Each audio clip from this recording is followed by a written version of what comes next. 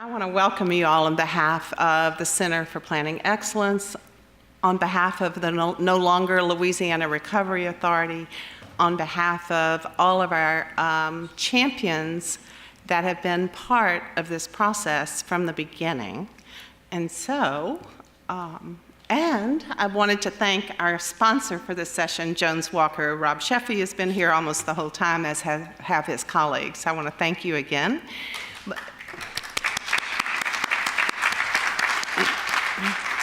And I would like for the Louisiana Speaks champions to please stand, and we're going to give you a hand.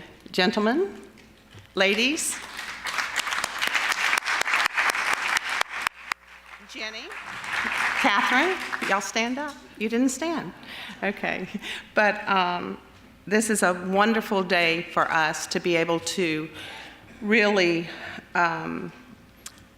I told you I was Boo with CPEX, right? It's wonderful to have you all here for this panel. It's really in two sections. The first part, we're going to kind of talk about our own reflections and what happened with an eye to the future, though. But then we'll switch to discussing what we've learned and applied and how we move into that future. So we've developed some pretty tough questions for our panelists to answer. And some of them they have, and some of them they don't. 10 years is but a small window of time given our state's long history, but it is enough time to forever change the course of a state's history. And coincidentally, it's enough time to start the organization CPEX. In early 2005, we were beginning to envision an organization that could help communities preserve their uniqueness and guide development in a way that would improve the quality of life for all. Little did we know that in a few months later, the world and for Louisiana would change forever. In less than a span of 30 days, our state was visited, excuse me, by two of the worst natural disasters in U.S. history, Hurricanes Katrina and Rita, but it was compounded in New Orleans by the largest engineering collapse ever with the failure of the federal levee system. Katrina and Rita exposed system failures. I still remember Brace Godfrey coming before the LRA saying it exposed the underbelly of Louisiana and what we had done wrong. But it exposed the system failures not only of coastal land loss and unprotected communities, but to poverty, poor education, crime, and substandard health care.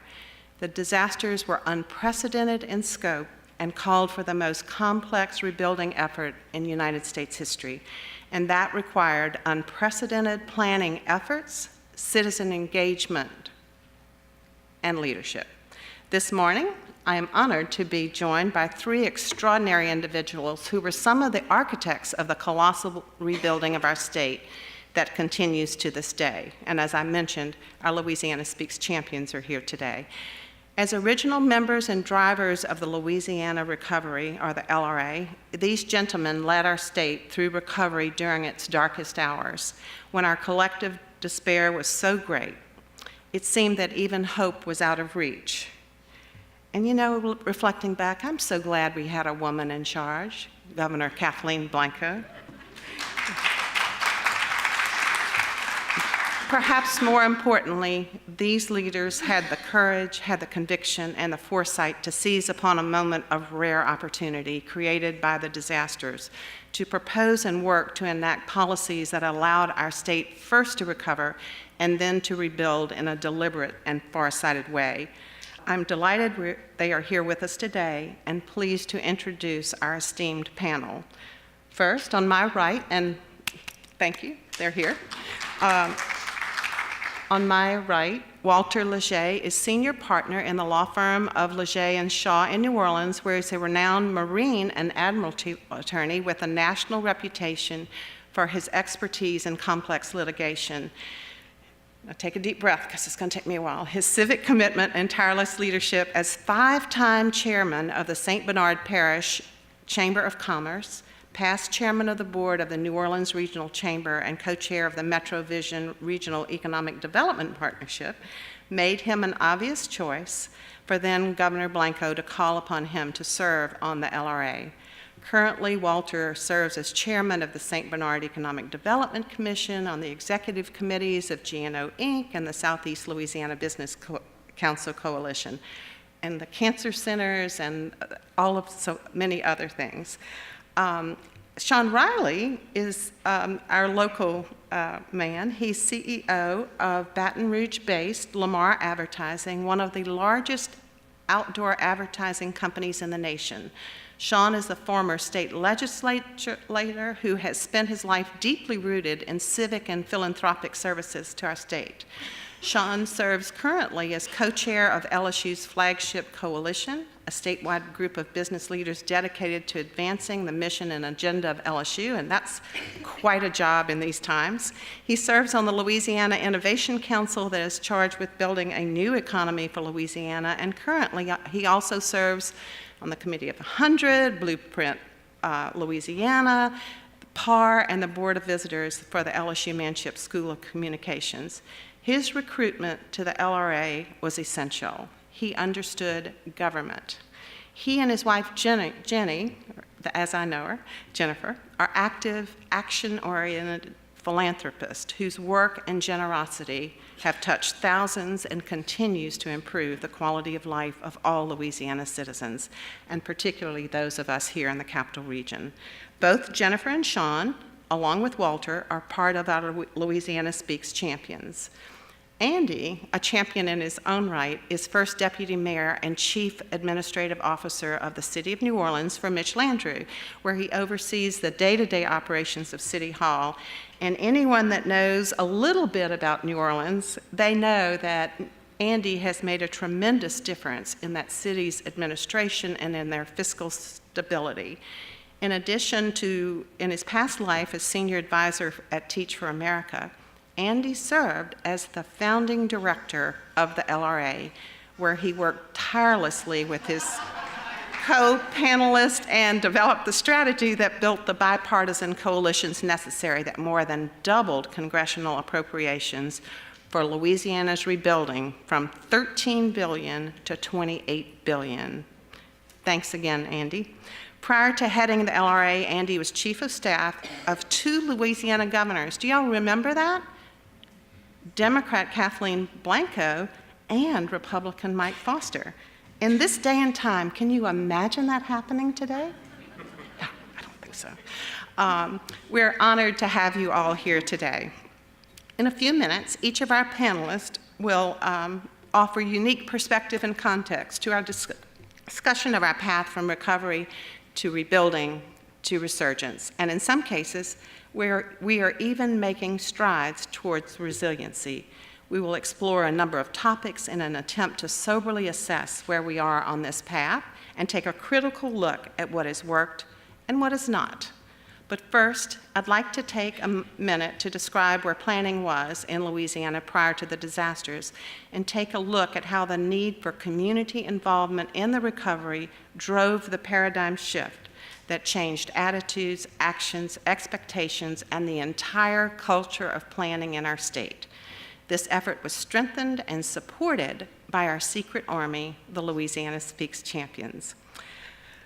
I want to give you a little bit of history about CPEX. In '98, I was privileged to be part of the team that created Plan Baton Rouge, a unique effort initiated by very unusual private partnership, the state, the city, and the Baton Rouge Area Foundation. Of course, Jenny Riley was part of that then too, many of you in this room. This very building that we are in is the greatest symbol of the success of that effort in redeveloping our downtown. And I do not discount the amazing things that Davis Rohr and the DDD have done to continually do more and better and wonderful things. But that planning success that began in '98 continues to grow and evolve. For many years, the effort was incubated at the Baton Rouge Area Foundation until it reached a critical mass, and they kicked us out. No, they didn't. The foundation, always forward-thinking and predicting the needs of our region, directed us to become a separate entity. But that process was supercharged after the events of August and September of 2005. We launched as a separate nonprofit in January '06 as the Center for Planning Excellence. I can assure you that in the summer of 2005, none of us had any idea what would be coming in just another month. And then, little did we know, in 6 months, we'd be engaged in Louisiana Speaks, the most ambitious regional planning effort in U.S. history. You'll hear a lot about Louisiana Speaks, so I'd like to give you a little bit of history. The Louisiana Speaks Regional Plan, of which we have some extra ones out in the lobby, is a concrete coast-wide action plan that sought to create a sustainable recovery, one that would lay a foundation and provide a vision so that we could recover from Katrina and Rita disasters in a way that's safer, stronger, and smarter. Donna Fresh must have said that 16 times a day, and she was almost here today and had a crisis in her office. The LRA's Louisiana Speaks effort was a watershed moment that sought to incorporate the preferences and concerns of ordinary citizens for their communities. Many people reported that this was the first time they'd ever been asked how they wanted their community to grow in the future. And when given choices, people make great choices. Louisiana Speaks required unprecedented cross-agency partnerships. It was the first time you saw that great slide about all components: coastal infrastructure, economic development, storm protection, were all in one plan. Peter Calthorpe has been here, and he said it really was the most unique regional plan he had ever done. More than 27,000 people participated in Louisiana Speaks across the region, and thanks to Beth Courtney and LPB, in the diaspora, making it the largest and most ambitious regional planning effort ever. We did extensive polling, presenting the trade-offs between balancing community risk and property rights. We have this amazing slide that shows that when polled across the 35 parishes, 81% of that 23,000 that actually took that poll said they would not like to continue developing as we were, that was dangerous, it was wrong. Now, and then we said, how should we then change our growth patterns? Again, they said, we have got to change the way we do development. If getting the people of Louisiana to focus on the collective goals and aspirations and then use that consensus to inform our decision makers, if that qualifies as success, then Louisiana Speaks is a resounding success. So not many geeks would do what I did. How many of you have reread Louisiana Speaks? Look how many things we've accomplished. It's amazing. It's truly amazing. So I did that. And so we did get people to focus. We haven't had a storm since 2011, right? I wonder how we would rank on these polls today. That would be interesting. But another measure of success was when Katrina and Rita hit, only 4 of our 64 parishes had any sort of comprehensive plan. Today, at least, if not more than 35 of our 64 parishes have plans. And I'm very proud that CPACS has been part of many of those and helped to propel that growth. Louisiana Speaks is a living document that still guides and informs our leaders across our state, even 10 years later. Not every goal has become a reality, but many of the most important ones have. We'll talk a lot about those in a minute, but enacting some of the bold changes in that direction took incredible leadership. And finally, ladies and gentlemen, I'm back to our panel. In October 2005, about a month after Katrina, our first panelist was driving from a meeting of civic and business leaders who had trickled back into New Orleans. Little did he know that he was about to receive a call that would change his life. On the other end of the phone was somebody he really didn't know, Governor Kathleen Blanco, who asked if he would be willing to serve in a group she was putting together, the Louisiana Recovery Authority. It would be this group, she said, that would lead the titanic effort to lift the state off its knees and find some way to rebuild South Louisiana so that citizens could return and begin to rebuild their lives. Lucky for us, the man on the other end of that phone was Walter Leger, who pledged to the governor that day that he would devote his time 24/7 to the recovery. That pledge occupied every day of his life for the next 3 years. Imagine he ate and slept a little bit, as he led the housing policy team that faced one of the biggest recovery challenges in U.S. history. Walter will begin the panel with a look back at where we were as a state 10 years ago.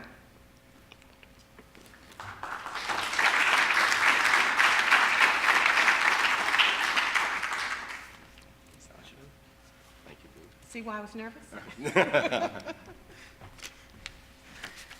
And I was told to be careful with my papers so I don't mess up the computer, so I will. And so I'm not going to speak from papers. But thank you, Boo, for that very nice introduction. And it is difficult to reflect upon those times 10 years ago. It seems like yesterday sometimes. It seems like 100 years sometimes. And it was true when the governor asked me if I would do this. I was absolutely, Governor, 24 and 7. I had no idea how many 24s and how many 7s there would be. We did, but I will tell you, it is one of the great experiences of my life to have had the opportunity to at least serve and to meet and work with people like those on the stage. It was an incredible time for many of us. How many of you out there have actually lost your home in Katrina or lived in areas where homes were lost? Let me tell you, I've been asked to reflect with you on what happened and what transpired from a very personal and direct viewpoint, and then from a community viewpoint, so I'm going to get right to that. My first experience that I recall from hurricanes when I was a child, Hurricane Bessie came toward New Orleans. We lived in St. Bernard Parish. My dad, who had been a mariner on the Mississippi River Gulf outlet, called my mom, who was 8 months pregnant, and said, get the kids out of St. Bernard, go up to his mom's house in the city. There's going to be a flood. Because of the way the Mississippi River Gulf outlet is built, it will flood. Well, sure enough, we did, and it did. Betsy, in many ways, was actually a worse storm than Hurricane Katrina was, but we had wetlands in those days. The Mississippi River Gulf outlet had only just been completed in 1963, and the wetlands hadn't been destroyed. Well, we had 5 feet of water in my home in St. Bernard. Nonetheless, because there were no federal levees that had failed, there were none to keep the water in. Once the water went down, and the water went out pretty quickly. The flooding there was confined to St. Bernard Parish and the lower Ninth Ward. You didn't really hear a lot of it back then. But in St. Bernard, we knew. And as we grew and we watched the federal government build levees, it was a signal to us that things were going to be safer. New Orleans East was allowed to build and grow. And the lower part of St. Bernard Parish developed beautiful, fantastic subdivisions protected by federal levees. And as I became a parent, and had children of my own, every time a hurricane came, we evacuated. We left. We went into the city. We went to hotels. Sometimes we ended up in hotels in Alabama. We put life jackets on our little boys. Now State Representative Walt Leger, I can still picture him in a little life jacket. Don't tell him I told you about that, though. But we escaped. We were afraid of hurricanes. But for years and years and years, hurricanes came and nothing happened. And so there were a bunch of, it sounded like cries of wolf. But nonetheless, we evacuated.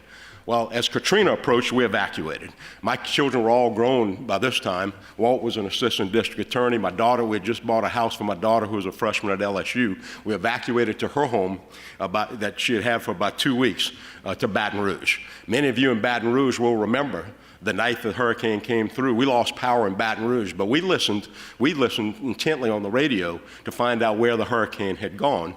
And we learned very quickly that this massive Category 5 hurricane had reduced to a 4 and then a 3 and then had kind of wiggled to the east and actually did not make a direct hit on the city of New Orleans. But we knew from St. Bernard it had made a direct hit on Plaquemines Parish and St. Bernard. Over the next day, we listened to the national news media announce New Orleans has been spared. And I can remember reporters on Canal Street talking about New Orleans has been spared. It was not until later that the levees broke in New Orleans East, or rather in London Avenue and the 17th Street Canal in New Orleans, that started a slow but nonetheless a catastrophic flooding in much of New Orleans. But we did not know still what had happened in St. Bernard Parish because we were getting no news. I knew that friends of mine who were in parish government and on the council had stayed in the parish. I knew that other friends of mine had stayed in the parish because of the cry of wolf so often. And we kept trying to reach them and we could not. as my son and I went around the city trying to find a place to live, because we had a pretty good feeling we weren't going to be going back to the parish in a while, we heard on the radio a woman had gotten to a phone from the parish. She worked for parish government, said there were 5,000 people trapped in a warehouse on the Mississippi River in the Chalmette Slip that had been evacuated and rescued from the rooftops of their homes in St. Bernard Parish. My son and I immediately went to the TV station that had broadcast this, where she had called, and we found that there were broadcasters from New Orleans, from Channel 26 there. And that first broadcaster, the executive producer of Channel 26 said, "Oh, Walter Leger from St. Bernard's here. He can tell us what's going on in St. Bernard." I was trying to find out. And he said, "Well, look, we've got some, the hurricane had come through. We've got some videos of a helicopter. Maybe you can tell us what we're looking at." And so I went on the air and started identifying these things. And I remember, I want you to visualize this one. I don't know if I can come back to it later. But I remember seeing this video, a video of this photograph on TV, and describing it as, "Oh, that's the floodwaters going in to the lower Ninth Ward from the Industrial Canal." And then I realized that's really not what that is. That's floodwaters coming out of the lower Ninth Ward. After the floodwaters had gone in, things started to recede. We eventually saw, as the days went by, the Mississippi River was actually flowing north, was flowing up. And we watched the river eventually start flowing back in its natural flow. But we saw things like this, of waters flowing out of the city in Lower Nine and of St. Bernard Parish. At that point, my son and I actually broke into the Office of Emergency Preparedness, snuck in because he had an assistant district attorney's badge, and I had a St. Bernard Parish deputy badge, which I know he's not supposed to get anymore. But we came across Andy, and I had met Andy through my work with the Foster administration when I was chairman of the Chamber of Commerce.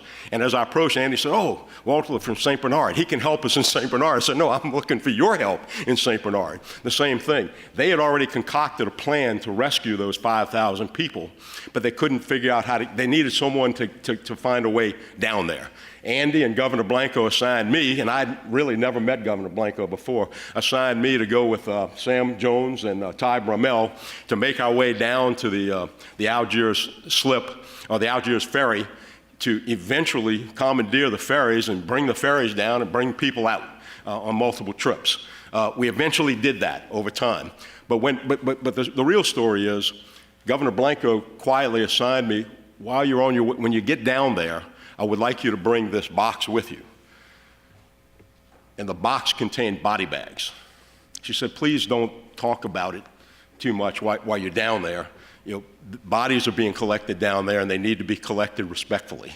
And there's not that kind of equipment there. It's all been destroyed." So we brought those things down there, which makes me reflect, obviously, on the fact that despite all the property damage and all the lost homes, 1,800 people died as a result of Katrina.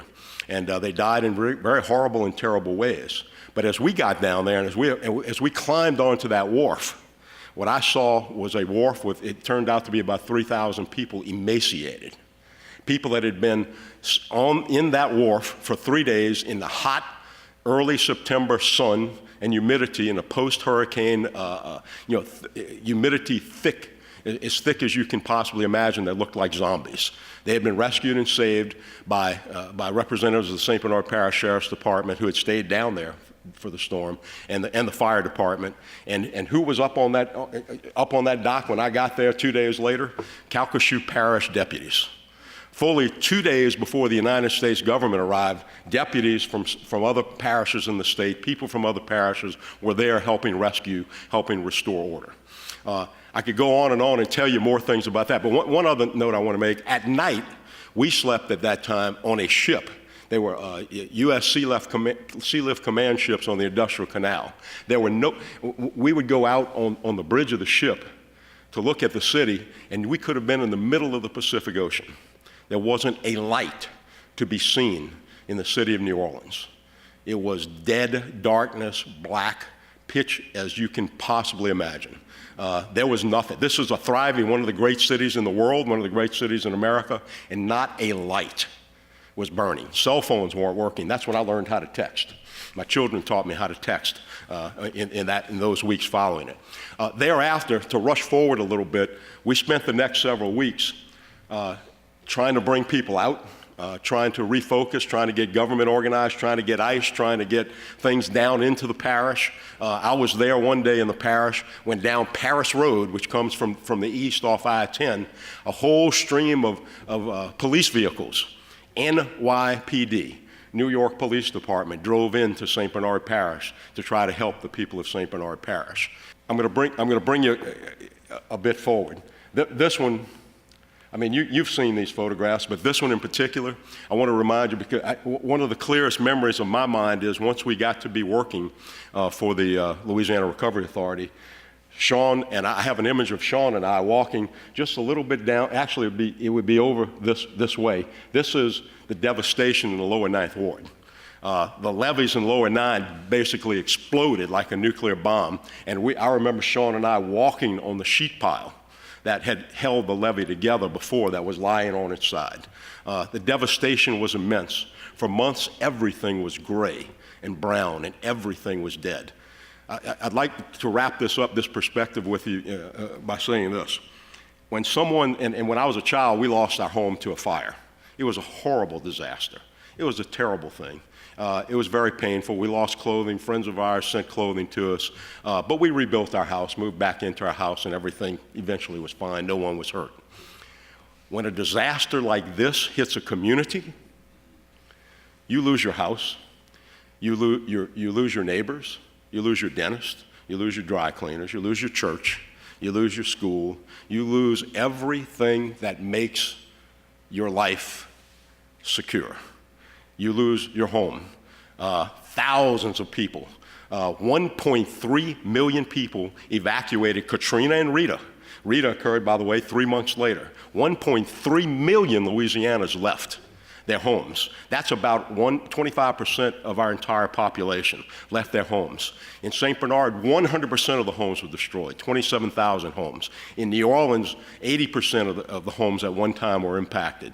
We had 200,000 homes in Louisiana severely damaged. And when I say homes, that means whole communities. People who lost their dentists, who jointly lost them all. And I'll say this. When we greeted each other, when we saw each other for the first time, our friends and neighbors, the greeting was not how you doing, it was how'd you do. And what that meant was, did you have 10 feet of water, 6 feet of water, 8 feet of water? That was the response. I had 15 feet. I had 6 feet. But as the months went by, thanks to the work of people like Sean and Andy and Boo and others, it got to how you doing. And that meant, well, we got sheetrock up. We got the gook out. We've torn all the walls down, and we're getting back. We got our road home grant. Oh, no, we didn't. We're having a problem. We need to talk to you on the Garland Robinette show to solve our problems. But time went on. Time went on, and things got better. And thanks, Lord. And really, when I look back, I thank people like Andy and Sean just to get to know them. Some of the great public servants, some of the finest, greatest people who are dedicated their lives to helping other people. And special thanks to Boo and your group who have planned the future and got us 10 years past. And to Governor Kathleen Blanco, who history will record as a great governor and a champion and a hero for us all. Thanks.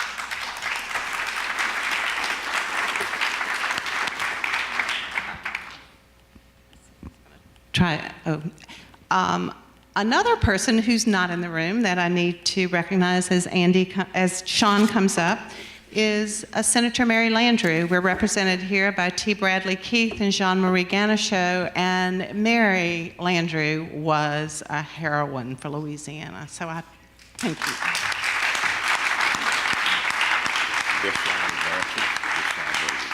We might need some help get through those slides. Okay, no, you got it. Okay. I remember the early days of the recovery when so much time and attention by necessity was spent on just trying to survive, like Walter. But several leaders had their thoughts on what our citizens would come home to once they were able to return and rebuild. One such leader was Sean Riley, who was on the front line of the development of the LRA and who put great energy into its launch and subsequent work. How many meetings did we have in your lovely home with you and Jenny talking about what we needed to do?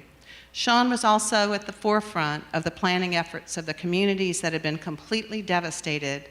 In fact, it was through a very generous donation of the Riley Family Foundation to the LRA Support Fund that we were able to conduct 3 large planning charrettes that were integral to the recovery.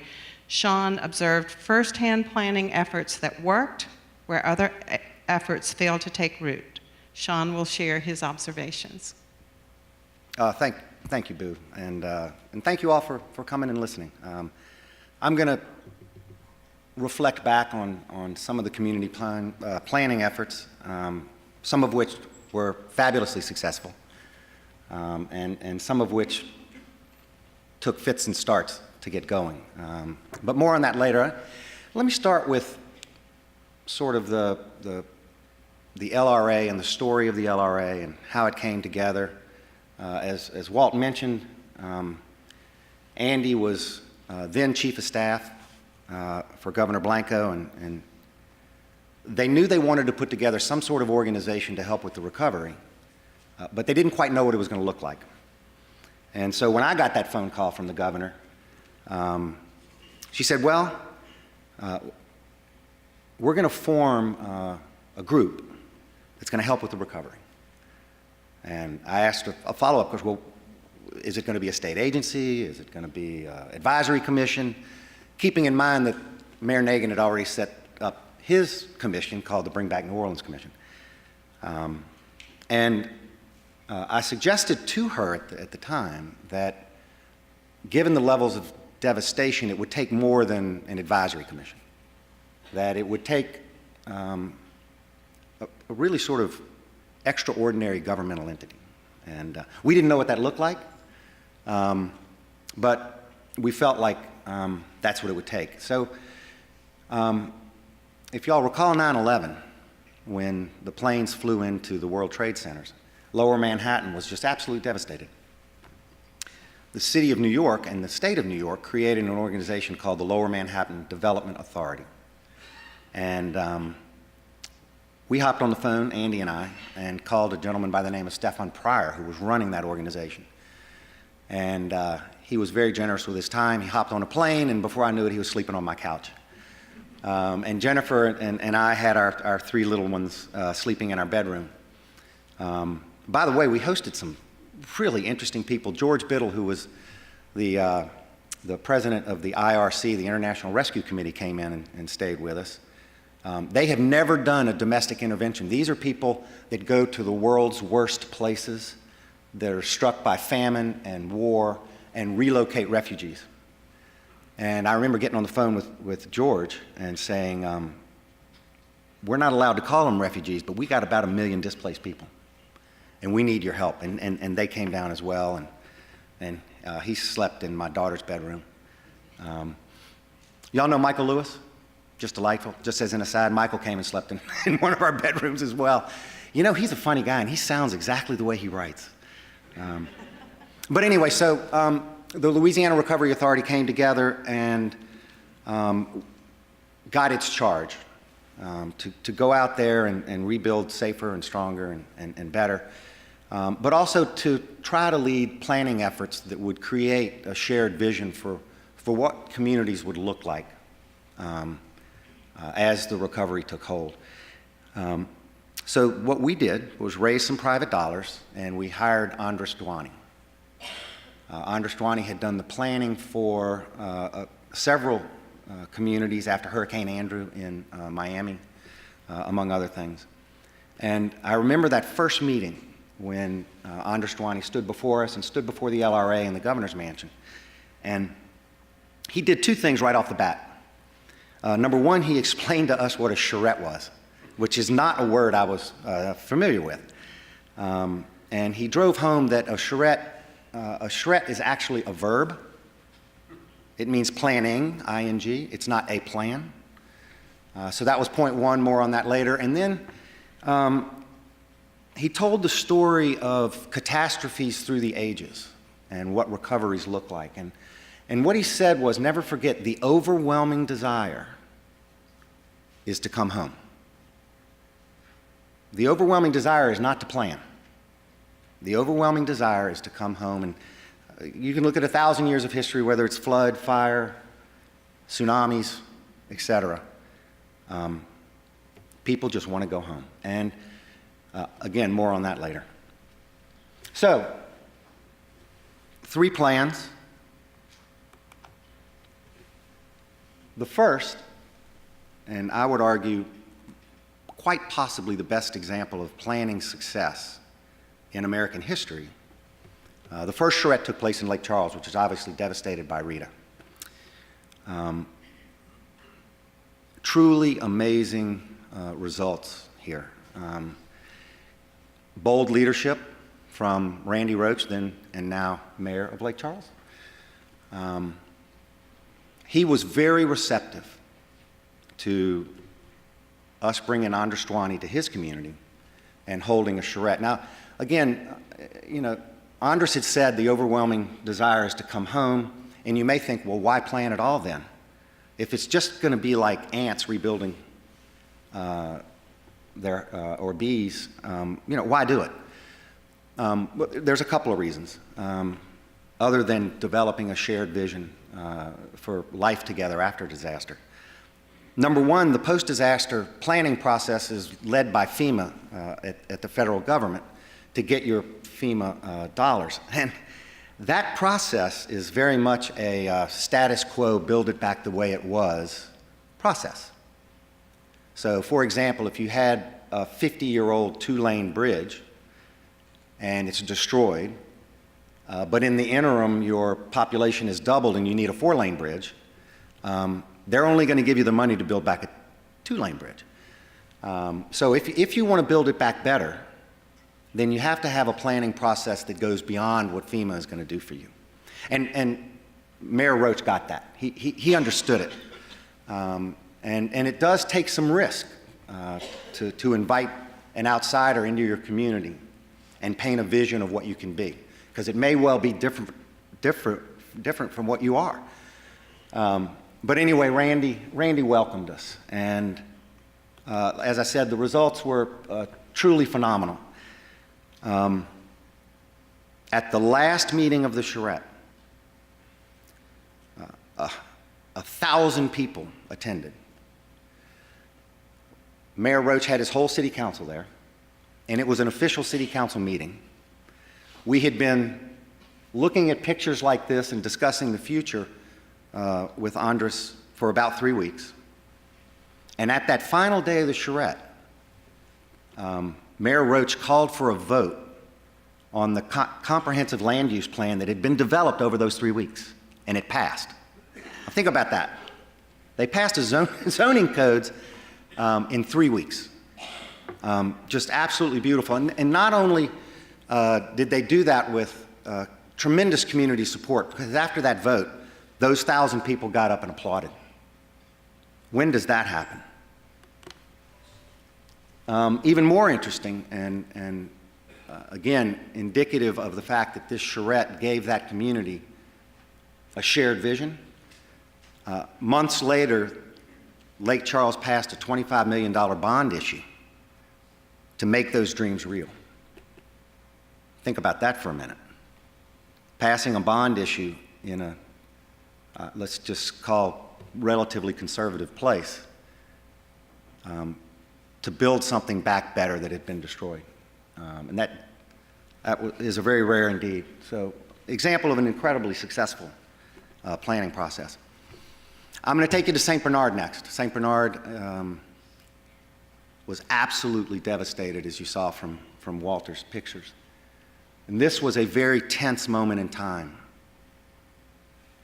People were hurting. They weren't in the mood for pretty pictures. They were in the mood for action, and action fast. And it was a very tough time. There's a picture of Andres speaking at the St. Bernard Charrette, taking questions. There's Walt in the back with his arms folded. I'd say that pretty much sums it up. You see that, Walt?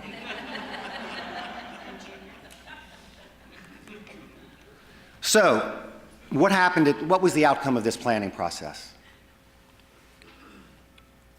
I'm going to argue that it was successful, even though the community has yet to realize the pretty pictures. And what do I mean by that? St. Bernard was devastated. Families were devastated. They had lost virtually everything, as Walt described, some their lives, some their neighbors, some their churches, some their schools. What they needed most was information that would guide them in their personal recovery, information that would help them assess risk, information that would help them decide where to live, information that would allow them to find their high ground. And in this case, it did. And I think Walter will attest that if the definition of success was 10 years later, the population has returned and the pretty pictures were realized, then that's not the story of St. Bernard. But if the definition of success is people were armed with information to advance their own personal recoveries, St. Bernard was indeed a success.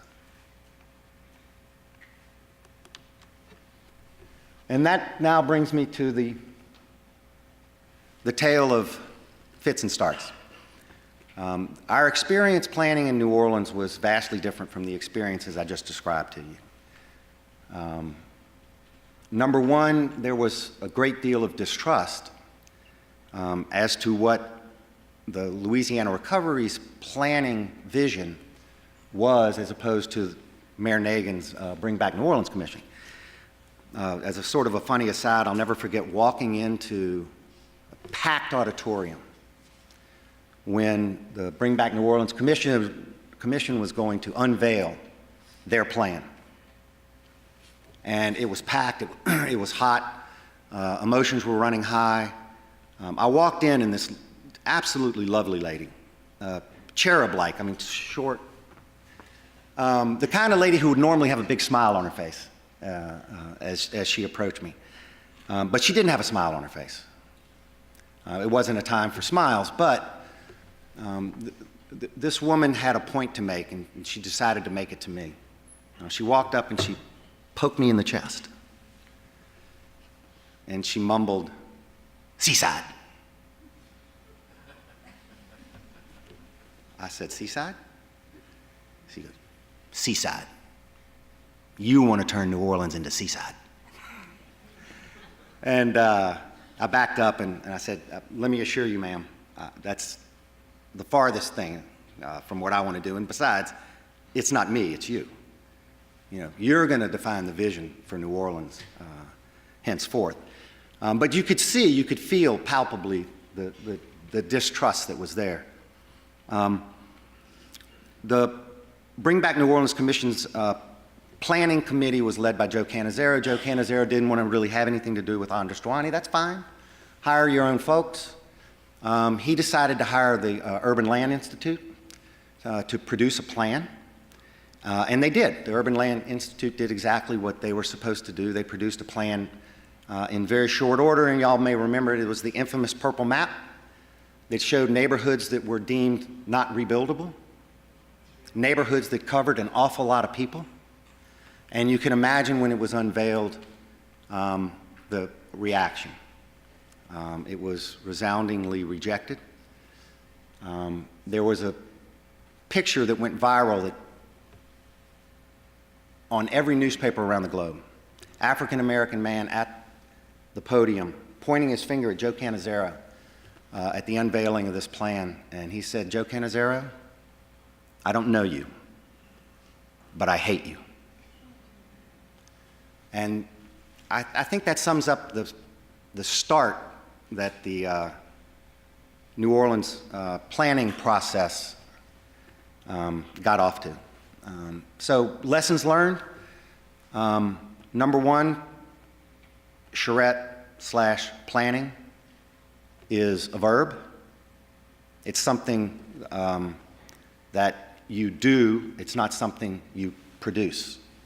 And if you don't undertake planning that is inclusive, involves everybody, gets buy-in from everybody, then at the end of the day, you're not going to bring forth something that is perceived as legitimate in the eyes of the community. And I think that was sort of, mistake number one that happened in the early New Orleans planning process.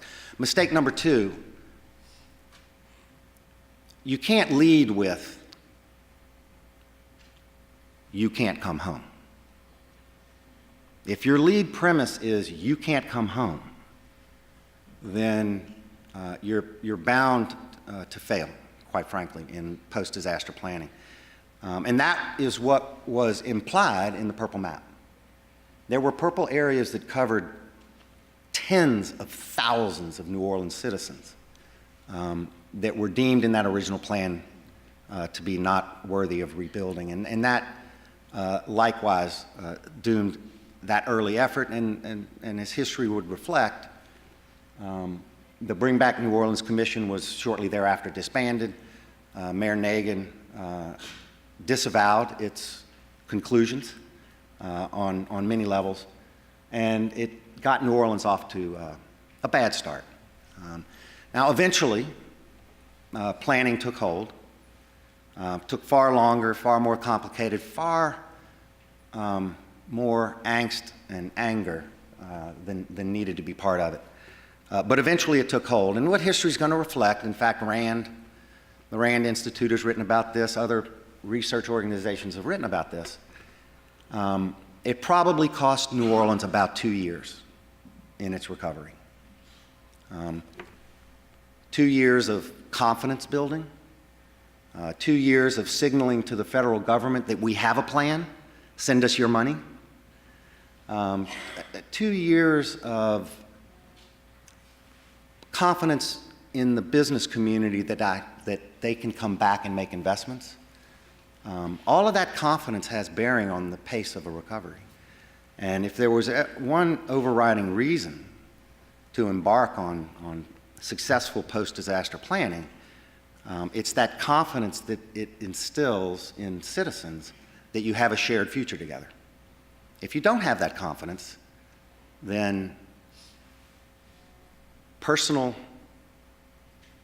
recovery investment lags, community recovery investment lags, and as important, if not more so, folks willing to help you, like philanthropists and the federal government, lose confidence. And you need their confidence if you're going to build back safer and stronger and better. That's all I got, Boo. Thank y'all for listening. Thank you, Sean. And now I'm going to invite Andy Copland to come up. Andy spent untold hours with Sean and Stephen Pryor in learning from the Lower Manhattan Development Corporation. But Andy is really one of those very rare leaders, a pragmatist who can operate at once with hyper-concentration on the present, and if you know Andy, that is certainly true, but with an eye on the future, ever calculating the steps needed to get there. Andy was the governor's chief of staff when the disasters hit. Thank goodness he was named executive director of the LRA and had day-to-day responsibility for organizing and leading the recovery effort. It was his responsibility to organize and integrate government recovery efforts at every level in order to make implementation as effective as possible. I remember watching in awe as he attacked what seemed to be the overwhelming duties with an optimism that inspired. To this day, Andy, I don't know how you did it.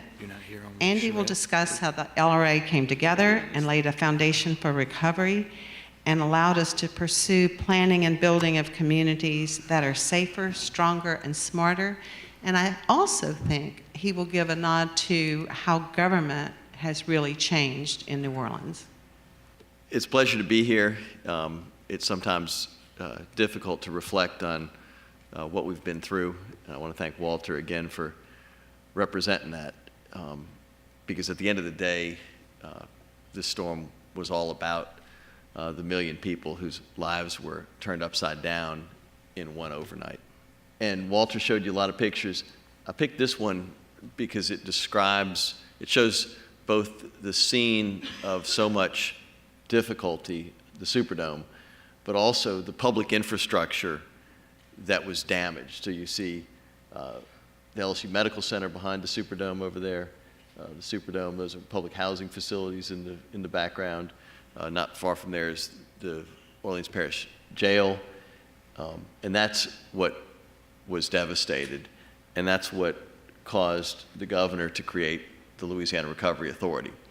And Walter played the role of making sure that he spoke for victims among many of our commissioners. Sean, as Boo described, played the role of helping us design systems that would work. And so the LRA was carefully designed from the beginning to do the most important mission that we had, which is to go get the money.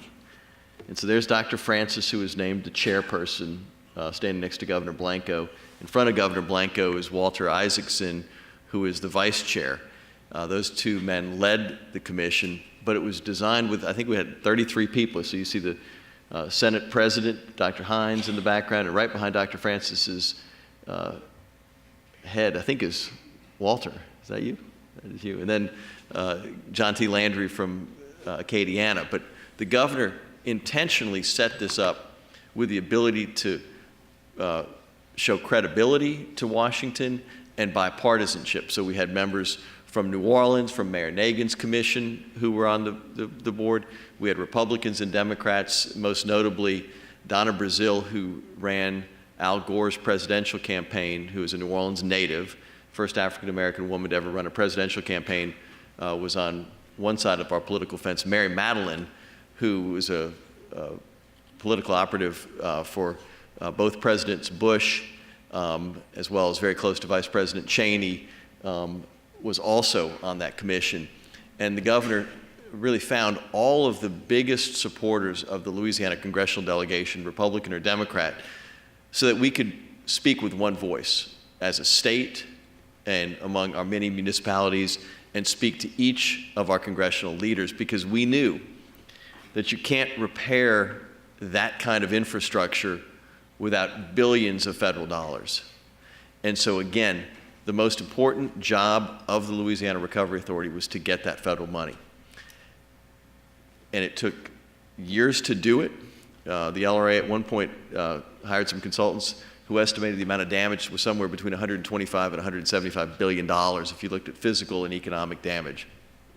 And we thought we needed something approaching that amount of resources between private insurance and public investments to get there. Last time we checked, the federal government had contributed about $71 billion to Louisiana's rebuilding and direct infrastructure investments. And private insurance markets had contributed about 40 or more, and then there was a lot of spending on immediate needs. So we didn't get there completely, but we sure got the money we needed to have a credible recovery. But it took 3 years and 3 appropriations bills, and a special shout out to St. Mary Landrieu, because she was truly our patron saint fighting for that money in Washington. And so it was this design that was fundamental, and then the work of the Recovery Authority constantly going to Washington, pressing our case, and making sure that folks understood that it had credibility and the ability to respond appropriately. So we got $10 billion for the Road Home program, $10 billion that was invested across South Louisiana in helping, as Sean said, bring people home. We also had money for infrastructure. And so there's another $1 billion of infrastructure money that's being spent. And then you had literally tens of billions of dollars of FEMA money that we're able to put to work rebuilding a great state and a great region. A second thing that the Recovery Authority did was it kept the vision that Boo spoke about at the beginning when she talked about the LRA and its members talking about building back stronger, safer, and smarter. And I think that was a view that was expressed by all political leaders, citizens. Folks stood up and looked at what Hurricane Katrina exposed but didn't create, what Hurricane Katrina made worse but didn't create, which was our poverty, our inequality, our lack of opportunity, and said, we are not going to rebuild just as we were. We're going to rebuild as we always should have rebuilt had we done it right the first time. And that is expressed in those three words: stronger, safer, smarter. And it underlay everything that we did. And then lastly, it was about making sure that we had a local plan in every community that was grassroots, locally done. And it meant that we were going to have a regional plan for the state, which is the Louisiana Speaks document that spoke to how we're going to rebuild our community. And it was really forward thinking, because if you look at that Louisiana Speaks plan and you match it up with both our coastal restoration plan now, they are mutually supportive.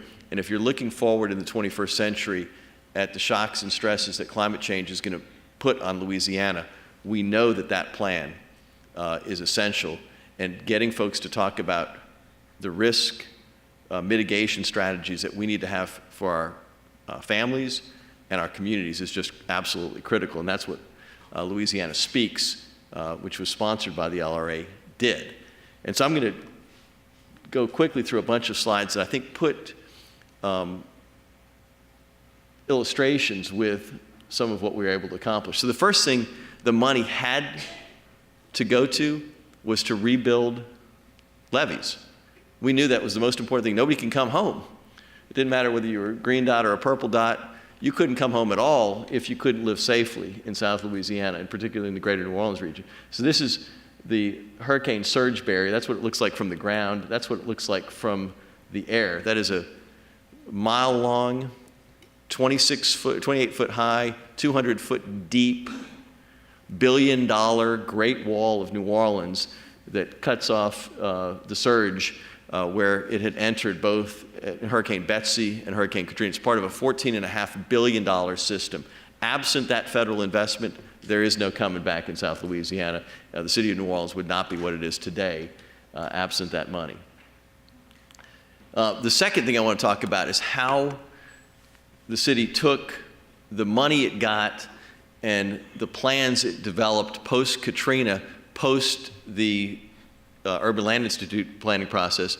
But Sean described that New Orleans got back on its feet. It did.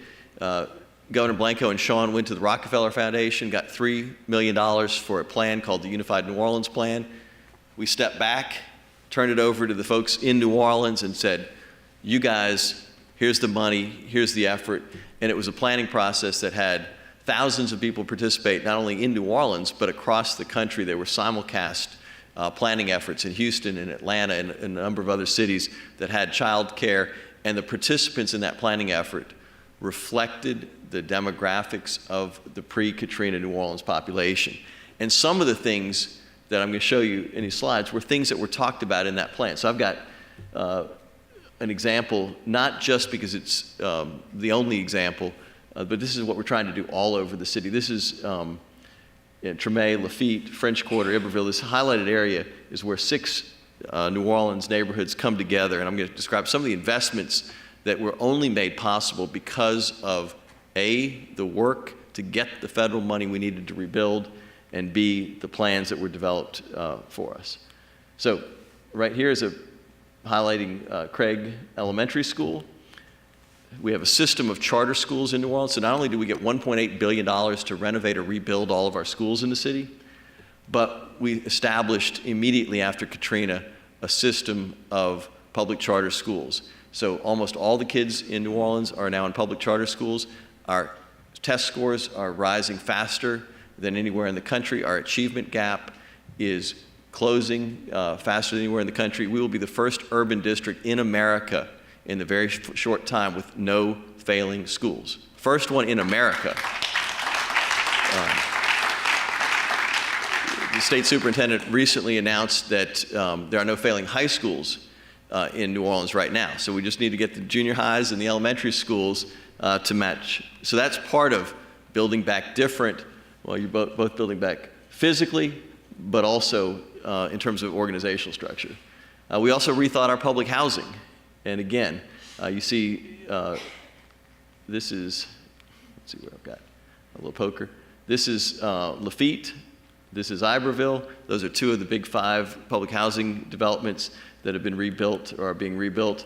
And the goal was not to concentrate poverty, not to concentrate violence and criminal activity that had been what had developed in New Orleans and many of our cities in public housing, but to build high-quality, multifamily, mixed-income communities, as you see there on the bottom, the kind of new developments that we see in New Orleans that were the result of both the federal money and the policy change to do things differently. Again, there's the old, and this is the new, and this is going on across the city of New Orleans, not just in this particular neighborhood. Now, we also wanted to rebuild our healthcare system. Again, pre-Katrina, we had a one-size-fit-all healthcare system. The folks at Charity Hospital, I always like to say, were the best doctors and nurses everywhere, and they were the most caring. But they worked in an outdated system where care was rationed based on how long you were willing to wait or how sick you were. That's no way to deliver health care in the 21st century. So we set up a bunch of clinics all across the city, including the Oscar Medrano Clinic right at the edge of this neighborhood. And we created a primary care safety net where you first go to get care in your neighborhood where it's least expensive and most convenient to you. We also are in the process of rebuilding $2 billion worth of hospitals right around the corner. So you've got the new University Hospital, which just opened, and then the VA Hospital, which is going to open very shortly. And so again, right on the edge of downtown, right near these great neighborhoods that are being rebuilt, are these two new facilities. And then we've got recreation facilities. There's the Tremé Center, which was a historic recreation center, very well loved, that has been rebuilt right there in the heart of Tremé.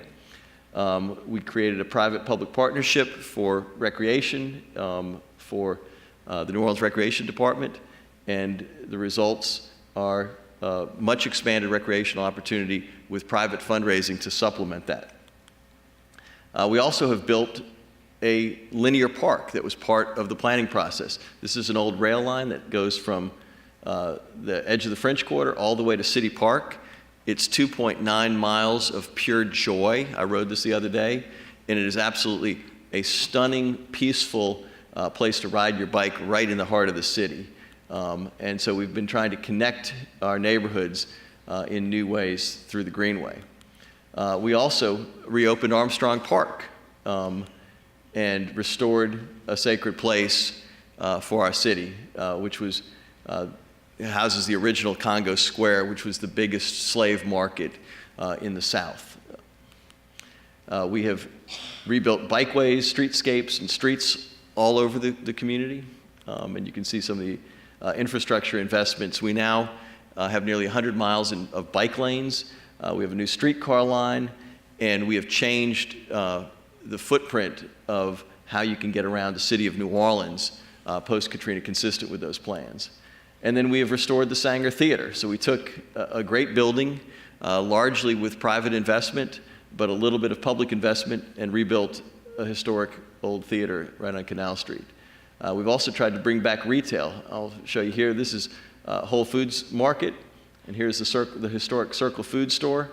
Those were supported by, again, a lot of private investment, but leveraged with some significant community development block grants that we got from the federal government to come back. And so you put all these pieces together, and this is what you get. You get a neighborhood that is truly a place that's great for people of all incomes to live, to be able to come back and make their way in a revitalized New Orleans. This is the kind of activity that was enabled by the planning process and the money, and it's true to the vision that we started out with. So again, I want to thank you all for coming today and compliment my colleagues for their great work to support the Louisiana Recovery Authority and the work of recovering a great American city in a great state. Thank you.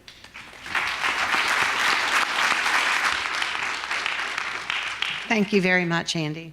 So, we've spent months developing all these topic questions, and I just totally threw the schedule out the window, and we only have about 15 minutes left. So again, I'm going to throw everything out the window, and we're just going to go to, you've seen development over the last 10 years, and you knew what Louisiana Speaks intended, you knew what the LRA intended. Let's talk about what you think are some of the greatest accomplishments, are some of the biggest things rather than failures, what are some of the biggest things that we have left to accomplish? And especially as we have a new governor coming in, what do we want to tell him? Since it's not a her, what do we want to if we could have an audience with a new governor the day after he is elected, what would we tell them? But first, let's talk about what do you think have been the biggest accomplishments, and then maybe what do we really have left to do? Who wants to start?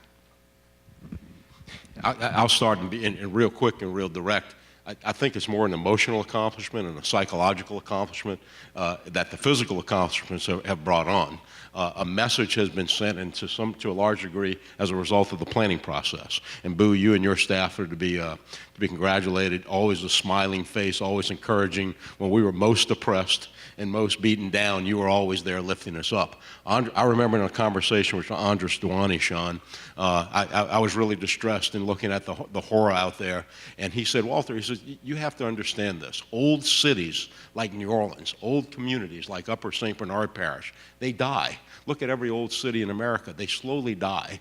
They're slowly getting old and decrepit and abandoned housing. He said, the horrible thing, but the good thing is New Orleans was dying, but you died in one day suddenly. So now you can rebuild faster, and you can come back faster, and you can plan. Rather than planning while you're still dying, you can now plan for rebirth. And I think that's kind of what happened and what's been done. When you look at some of the things, the St. Roch Grocery, you look at the riverfront, down in the Bywater and the old Holy Cross schools and Lakeview and, the rebuilding. I mean, there's been a real spirit of rebirth and rebuilding, and it's been in partnership with all of you and the American taxpayers.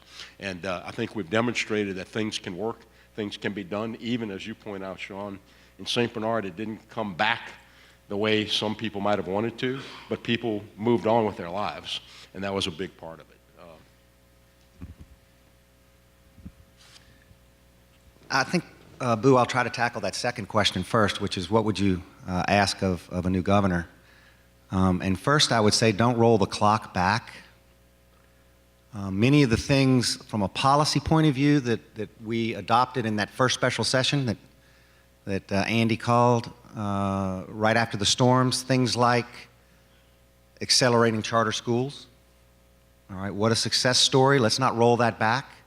In fact, let's advance it to other places. It's been wonderful for New Orleans, and it can be wonderful for places like Baton Rouge, where the charter movement is more fragile and needs support. So that would be number one, don't roll back. And there's some other policy issues that one could challenge. Andy mentioned the new vision for public housing. It is sort of mixed use, mixed income, rather than a place where multiple generations of poverty and crime reinforce themselves. That was not easy to do. That was a policy choice, and we don't want to roll back the clock on that. Building codes. We enacted very strong building codes based on the national model. There's some pain involved in that. It can be expensive to build on the coast, but at least you can build. And in another storm, the likelihood that structure will stay up is enhanced. So let's not roll back the clock on some great stuff. What perhaps hasn't happened as well as it could have, I think in an honest moment, there were some policy choices that probably led to the blight that Andy and Mayor Landrieu are wrestling with in New Orleans. We quite possibly could have done a little better on that front. So I think that's one of the sort of major remains to be done, if I had to pick one. But all in all, I think if you reflect on where we thought New Orleans would be 10 years on, you got to be happy with what we're seeing, because it's an incredibly dynamic, progressive, growing place, and young people are pouring into it. Yeah, I think I'm going to follow up on that just for an instant. That New Orleans would be suffering a gentrification challenge and an affordability crisis, which we are, in housing is not what most people would have expected 10 years ago, much less 5 years ago.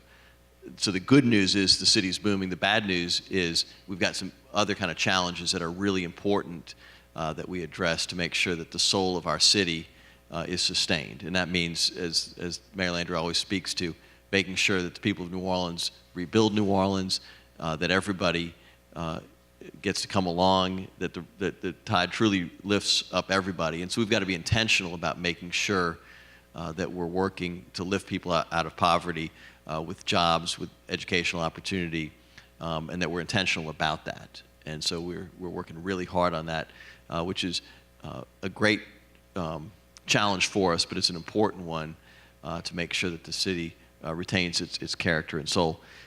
The other thing that I would say in terms of successes and failures, I think the greatest success was that we got the money. I think the greatest failure was Congress's waiting 3 years to give it to us. And again, no state or city that went through what Louisiana, New Orleans, and the other cities and parishes went through should have to wait and fight and claw and be politically effective in order to get the resources we need to rebuild. That's just not the way America should work. And so back when Mississippi was cleaning up on the recovery money and we were losing, we had to go explain to the President of the United States that, look, just because somebody set an artificial boundary of the Pearl River between Louisiana and Mississippi didn't make a victim of Katrina who lost their house in Mississippi more worthy than a victim of Katrina who lost their house in New Orleans or in St. Bernard. There's no difference. These are American citizens. It was an unbelievable disaster, and all of us needed to get help.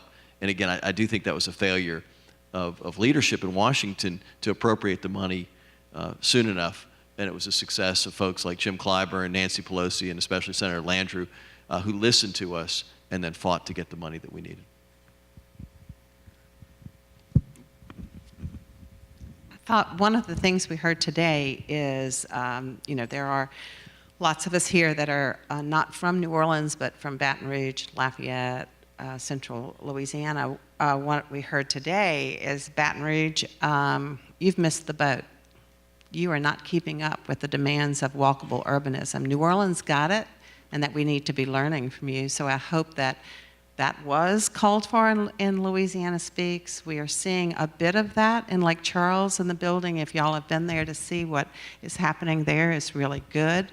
What I don't, and as they deal with this industrial boom that's bringing its own challenges and the even greater need for planning, and I think what we also see is this huge boom along the Mississippi River between Baton Rouge and New Orleans, and the workforce demands and the ability to get underemployed workers both in this entire region of New Orleans and Baton Rouge, getting them to those jobs. To me, one of the biggest successes that has come out of this planning process and of the disasters of 2005 is the newfound love and cooperation between New Orleans and Baton Rouge. The fact that we have a super region committee that meets bi-monthly, and Walter serves on that, to talk about how we can work together is huge. Now, a lack is that we don't have that train that takes us between Baton Rouge and New Orleans to get there. We've got to have that train, and I believe that that was one of the biggest opportunities missed, and we're not giving up. Any comments? Yeah, Go ahead. I'll just hit it from, since I'm the Baton Rouge guy. So, Boo, I ferreted out one little thread of a question about the planning ethic around the state and where we are in that, and in a sense that, perhaps it's more embedded in New Orleans and it's blossoming a little more quickly in Lake Charles, but hasn't taken hold yet in Baton Rouge. It is. It's just Kind of, sort of. There's one thing that we've missed, and that's the whole walkable urbanism. Okay, that got it. New Orleans does so well, and Yeah. has done well for centuries. So I'm gonna play a little bit off of Andy's comment that it's, as regards the growth in the Baton Rouge region, it's a high-grade problem. I've noticed that a good thing that came from Louisiana Speaks and the whole planning effort was that at least people are now willing to engage as a citizen. You've generated some headlines of late in places like Livingston and Ascension where you wouldn't deem it a success in terms of the outcome. But I remember a day when if you had a planning session, 2 people would show up and the press wouldn't cover it. And you know, today, because people are more engaged, I believe, in these issues of walkable, urban cities, at least they're showing up in droves, and it makes the front page, and that's a start. Because you know, as I reflect on where we were pre-Katrina Rita, there was no planning ethic in this state. Very few parishes had comprehensive codes or any sort of sense of land use planning, and I think it's taken hold. I think it's growing. Let me touch on what you mentioned about the regional cooperation. When I chaired the New Orleans Regional Chamber, I was the first guy from a small parish to chair it. It was a big effort for New Orleans to understand the business community outside of New Orleans, right outside, right across the street. And we thought that was a great effort of regional cooperation. We started moving to do things with the Baton Rouge Chamber at the time, and things were moving forward. Katrina hit.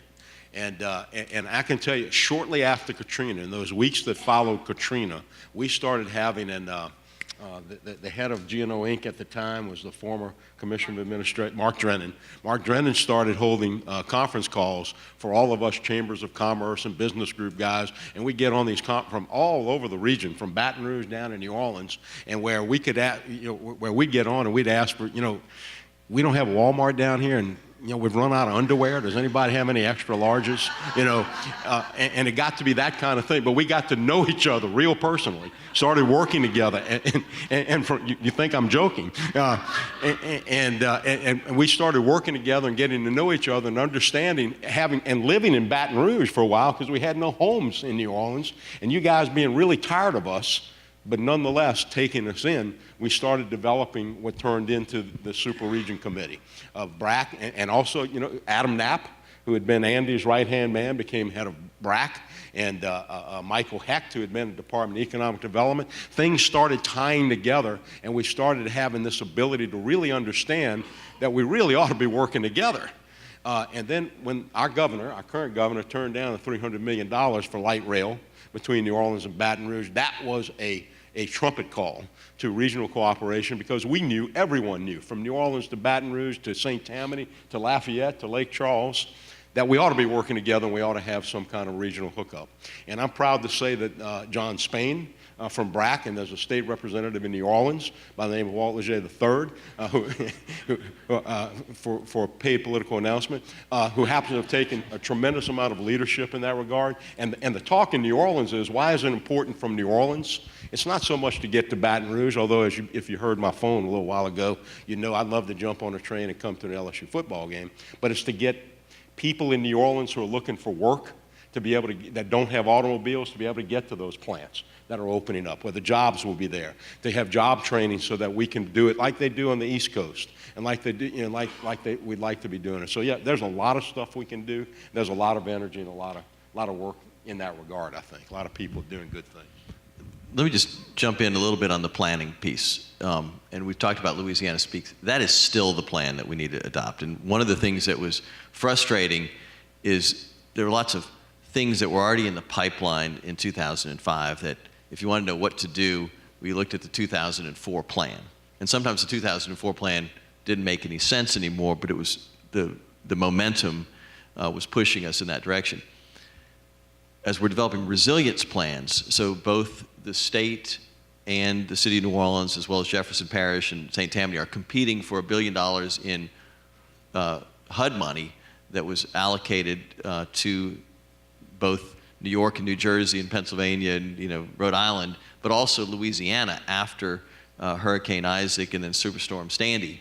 We're competing for that, and the plan that we're using is really Louisiana Speaks. And if you go back to the slide that kind of appeared briefly when Boo was presenting, there's this map. And the key element of that map is when we look at Louisiana, in silhouette, it looks like it's all land, right? All the map of Louisiana that we all know.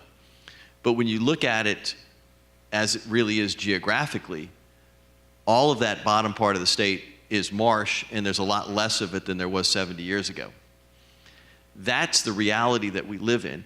And whether it's walkable neighborhoods and light rail or intercity rail, we have to design the way we live in a fundamentally different way. Our resilience plans reflect that because of the work that Louisiana Speaks outlined, which is, okay, we're going to develop all these plants along the river. Where are people going to live safely? And safely means where they're going to live that they're not going to flood after the storm. That means we got to figure out how that they can live behind the levees in New Orleans, in St. Bernard, and Jefferson Parish, or further up in Baton Rouge in a protected way. That's just the reality. And if we're investing wisely, again, state leaders ought to look at that plan as we're doing, at least in New Orleans and with the state's application, to make sure that we design the future intentionally to get ahead of the factors that are coming our way. I really, you've got us exactly at the point where we need to be, almost finishing. But I believe that Louisianians now have a totally different way of looking at risk and how to reduce the risk. And wherever we live, there is a risk. And I think some of the work that we've been doing, the CPRA does its own, but we've really been looking at what are those non-structural pieces that we as a community, me as a homeowner, what can I do to reduce that risk? And I think that's the map that Louisiana Speaks laid out, your amazing resiliency plan that y'all just completed for Rockefeller in New Orleans. But I think each one of us each parish, each community, each town needs to be looking at a resiliency plan that maps out where do we want to go, how can we be safer, how can we be stronger, and definitely how can we be smarter. So I'm going to give you each a minute, just your final thoughts. I just want to give a little call out to, there was a group created in St. Bernard Parish, Louisiana Citizens Recovery Committee, that responded to and worked with Louisiana Speaks of about 35 or 40 private citizens who, for a year after the storm, met 2 or 3 times a week in St. Bernard, in tents, in heat, without air conditioning, without driving in from Baton Rouge or Mississippi, wherever they were living, to help put together the plan that ultimately took place. Many of those people didn't return to live there, nonetheless developed a plan, trying to develop a future, which was understanding of the risk. A lot of good hard work. It was such a hard time that once I stopped at a Walmart, and the flies were so bad at these meetings, I bought every fly swatter I could and brought it to everyone there. I mean, that's how it was rough and committed, but people all over Louisiana, in Lake Charles and in Cameron and in Vermilion Parish, and, did those types of things to try to rebuild their communities. And we thank you guys for the leadership and for holding us all together and putting it together. And thank you for allowing us to be here and reminisce and kind of join, express the joy of some success that we've seen and some hope for solving the problems that still exist. Let's look forward 5, 10, 15 years and again revisit that question of what would you ask of the new and next governor. One thing we haven't talked about, which is a whole panel in and of itself, is the creation of the CPRA. And that happened in, again, that first legislative session that Andy quarterbacked. And it was a truly great vision. For the first time, we integrated protection, i.e. levees, with restoration, i.e. how do we live and rebuild the wetlands. And that had never been thought of in that context before. And we now have a plan. So advice to the next governor, stick to the plan. Stick to the plan, because there are going to be moments in time where you're going to be tempted to deviate from it. And there are lives at stake. There's billions of dollars at stake. And so let's stick with the plan. And so I would kind of close on that. Our job now is to make sure that our grandchildren can live here.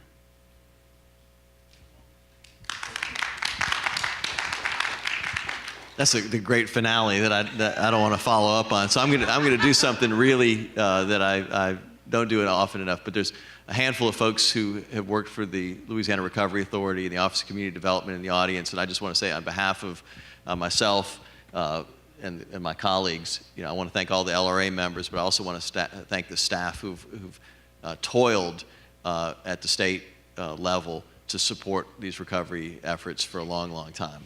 And many of them actually are still working on the stuff. We've all made careers of working on recovery stuff in different seats, but some are even still in the same seat that they've been in literally for 10 years working to support local governments in their recovery. So thank you. Just one 10-second comment. Robin Keegan, another real hero of the recovery and a former executive director of the LRA. I've been looking at you, Robin, the whole time, and thank you for all your good work. Amen. So, what's my wish? That the next governor establishes, if he doesn't want to establish an Office of State Planning, that's okay. CPEX will keep doing that. But, I'm so proud. But the Louisiana Speaks Regional Plan was well received by North and Central Louisiana. They wanted to do this for the state. And so we need to have a plan for our state that shows where we need to go, who we can be, and how to do it right. So please help me with the next governor, and let's make sure that happens. Thank you, gentlemen. We're so proud.